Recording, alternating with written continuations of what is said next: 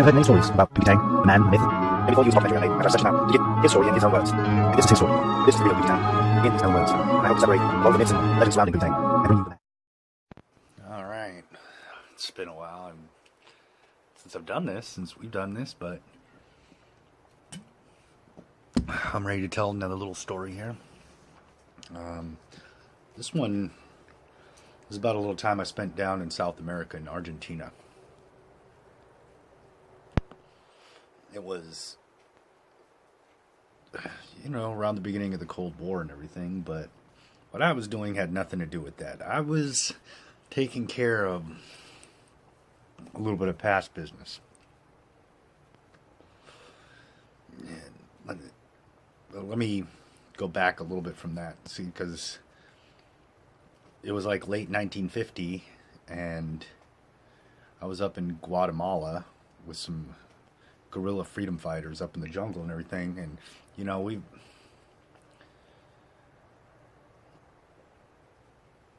it was getting a little old, back and forth, nothing really happening, and making no headway. I needed a new adventure. Well, one of my partners there at camp, I told him, I was like, I want to keep helping you guys out, but I'm getting kind of burnt out. I want a new adventure and everything. So he told me that he had a cousin that lived down in Argentina, around Cordoba. I was like, okay, sounds pretty cool. Never been to Argentina. Maybe go check that out. And, he hooked me up with his cousin. He said, hey, go check him out. So I did. Hiked out of the jungle and everything, and ended up getting a ticket and catching a plane down to Buenos Aires, whatever. And fucking caught a bus, and traveled over to Cordoba. Well, I tracked down his cousin and everything, and, I told his cousin how I knew his other cousin and everything, and, that I was looking to find a new adventure and everything, and he told me that he knew some guys from Israel that were in town doing a little business. Turns out they were hunting down some Nazi war criminals. So there I was. It was fucking spring 1951 down in Cordoba, getting ready to meet up with some Israeli agents and go track down some Nazi war criminals. I guess, they had one staked out, but, I don't know, he kept just, he got word, somebody was tipping him off ahead of time. So he was always just out of dodge, just at the right moment. And they could never pin him down. And that was before Cordoba. They finally tracked him down to Cordoba, was the last place I heard of him. And it turns out, this Nazi fuck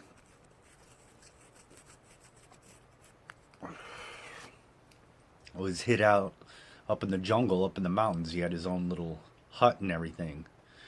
And, I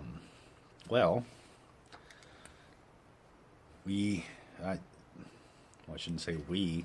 I pretty much jumped at the chance. I said that I would do some reconnaissance. So I got some gear together and everything, and went off on my own into the jungle.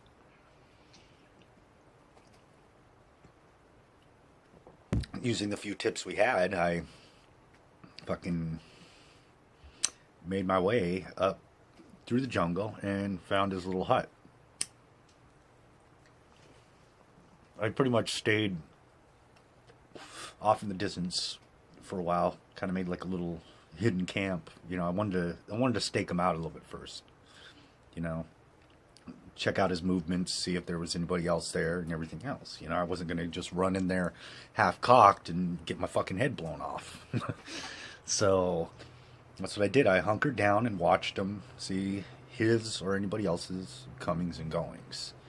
And about the second day, I saw that I never saw him for the entire time I was hunkered down. All I saw was one little carrier bringing food and other provisions up to the gate and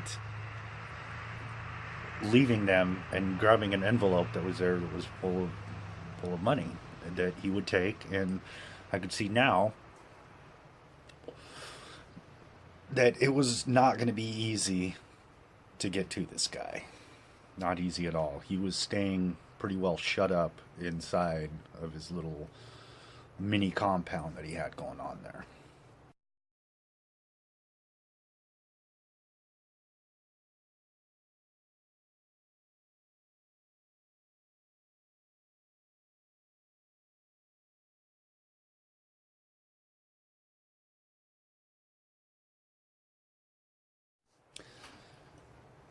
Well, anyway, finally I decided that I'm gonna have to make my move. So on like the third day,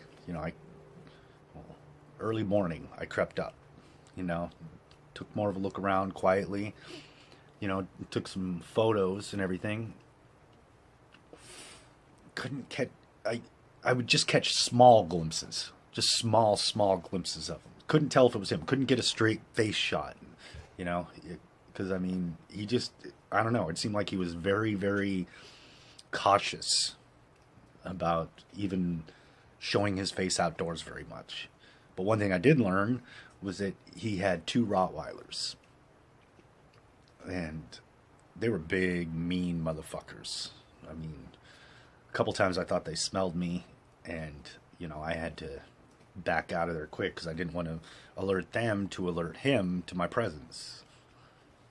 So anyway, I hunkered back down, kept an eye out, and then finally on the fourth day, I waited for dusk to creep in, and I knew that I had to take my chance at some point. And I decided today was the day. Well, it should be mentioned, this guy's name was Hans Fritz. He was he wasn't a super high ranking, but he did some pretty evil things at Bergen-Belsen. I mean, he was really, really, really bad to some of these Jews. A lot of raping. He branded a bunch. I mean, he had his own special SS brand.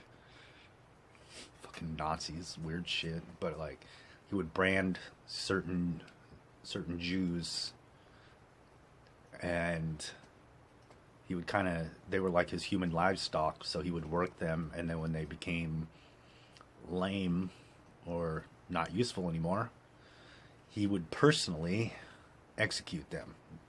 No bullet to the head. Wartime, he was really doing his part. He would just slit their throats ear to ear with a straight razor. And then just leave them there to bleed out in front of all of the other Jews. He would make sure to round them all up. So, I mean, he was particularly bad. Maybe not the worst, but the guy was pretty bad. So, yeah, this Hans Fritz fucker. This is who they sent me to get. So, anyway, it's the 4th evening. Dusk is slowly descending. I gather what I'm going to need for my assault and everything. I knew that he had the 2 Rottweilers and everything, so I crept up to his gate and made my way over it silently, as silent as I could. But I must have made some noise, because when I got over to the other side, I think I broke a little twig or something. Not even a big sound, small sound, but it alerted those 2 Rottweilers. So those Rottweilers, they came charging out and everything, and I managed to down the first one with a dart that was made from some curare, some poison, like a poison dart. I know it seems like what the fuck, but it was quiet, But unfortunately, the second one, he came up and he got a hold of me, and I don't know if you can see, I got some scars from him. He got me pretty good, but I was able to grab out my knife, and I had to plunge it into that big fucker's neck. At least it seemed like 50 times, but I mean, it must have been like half a dozen until finally he fell, and then he was dead. So, I mean, that took care of the dogs. But, I mean, I knew that there was some commotion that he would have heard, so I knew that he would definitely be on guard inside his little house there. So, I made my way quietly, from the front where I was at around to the back. Well, I found out pretty quick that he did hear me, did hear the commotion, and knew that somebody was out there. And he must have, like, saw my shadow or something. Because when I was reaching up to the handle of the door, there was gunfire and, like, about, I don't know how many shots. Like, just bullets through the door. Bang, bang, bang, bang, bang, bang. And, like, I can hear his gun click on empty.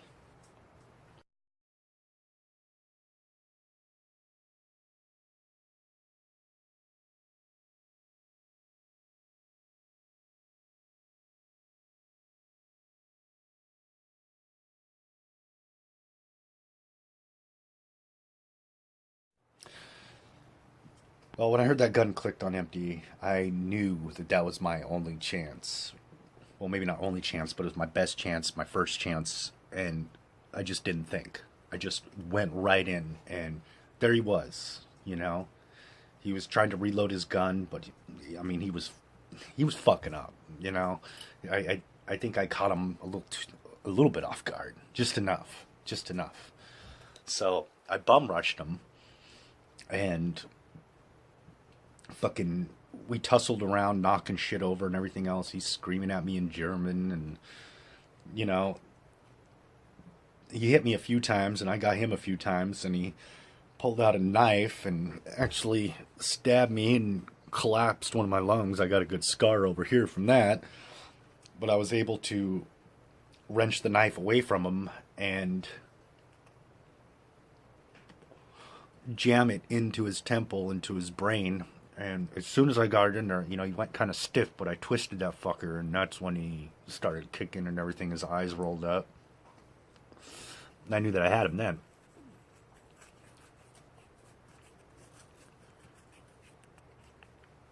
So he died right there, pool of blood. I'm sitting there fucking bleeding, all arm tore up, and bleeding from my side and everything. But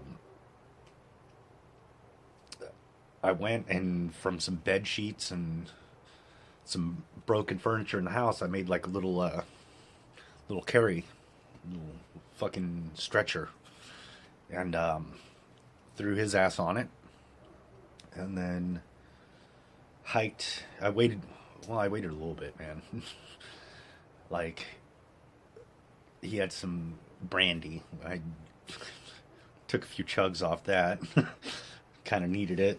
And then I put him on the kit, little carry thing, and hiked back down out of the mountains and met up with my Israeli friends. And